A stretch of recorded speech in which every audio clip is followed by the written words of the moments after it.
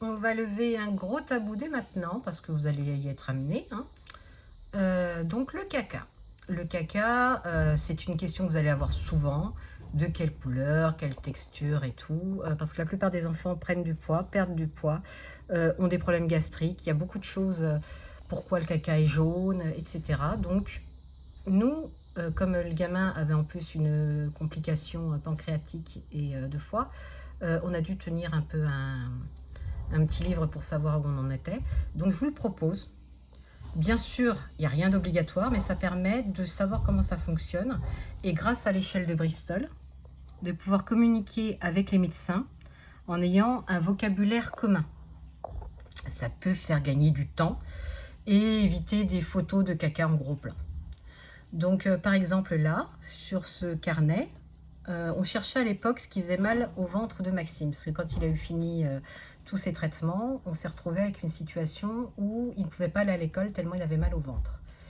Et on ne savait pas à l'époque si c'était l'activité physique, les repas, des choses... voilà. Donc là, on avait créé plusieurs sujets.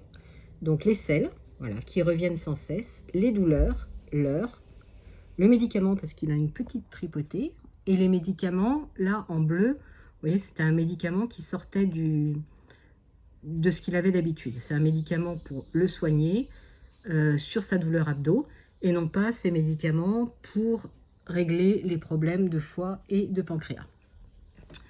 Donc l'activité, à l'époque il était très faible, donc les activités n'étaient pas très physiques, on va dire. Et le repas, là à l'époque c'était des repas tout ce qu'il y a de plus banal, c'est-à-dire gluten, lactose, etc., etc., comme tout le monde, quoi. Donc vous voyez que sur les selles, il y a des petits chiffres. Bon, le dernier est impacté, je vous explique après pourquoi.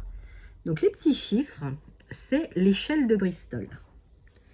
L'échelle de Bristol, qu'est-ce que c'est? En fait, c'est une échelle médicale qui vous explique, qui vous permet en fait de définir la taille, enfin la forme des selles, ce qui vous permet de dire au médecin, voilà, c'était 6 jaunes, donc ils savent que c'est un type plutôt diarrhéique, et jaune, que c'est probablement le foie qui est atteint. Ce qui était le cas, forcément, puisque c'est pour ça qu'elle a été suivie. Donc voilà, ça vous évite de dire c'était des petites crottes molles, machin et tout ça. Donc en fait, on ne sait pas forcément comment l'exprimer. Ben là, il n'y a pas besoin de l'exprimer, il y a besoin de le détecter et de redonner l'information. Donc à l'époque, la quantité de sel, c'est important, ça vous sera souvent demandé. Donc notez-le. Et ben voilà, nous c'était essentiellement 6 et 7 à l'époque. Donc le 7 était bizarrement lié à des douleurs. Il a fallu très longtemps avant qu'ils reviennent à des selles qui soient moulées en fait, hein, donc les 3 et 4. Longtemps, il a flirté avec le 7 et le 6. Voilà. Sachant aussi qu'il y a des diarrhées qui sont dites de constipation, c'est-à-dire que l'enfant est tellement constipé que le seul truc qui passe, en fait, c'est le liquide. Donc, ne surtout pas donner du charbon ou se débrouiller pour qu'il n'ait plus la diarrhée. C'est pas un problème de diarrhée, en fait, c'est un problème de constipation. Ça, en général, les médecins le détectent très rapidement en touchant le ventre, hein. Donc voilà, on en a fait un petit moment. Donc, je disais, le petit paquet, là, si jamais vous y êtes amené, ça s'appelle... Enfin, il a fait des stéatorées.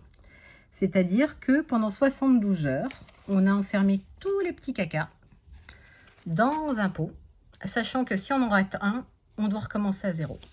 Donc là, il me semble qu'on avait fait un bug. Donc ça, c'est le genre de truc, vous le faites à la maison, 72 heures, donc prévoyez de ne pas sortir et faites-le pendant les vacances.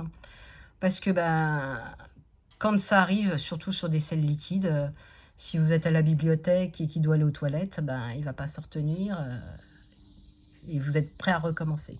Ce n'est pas une passion, donc si on peut éviter,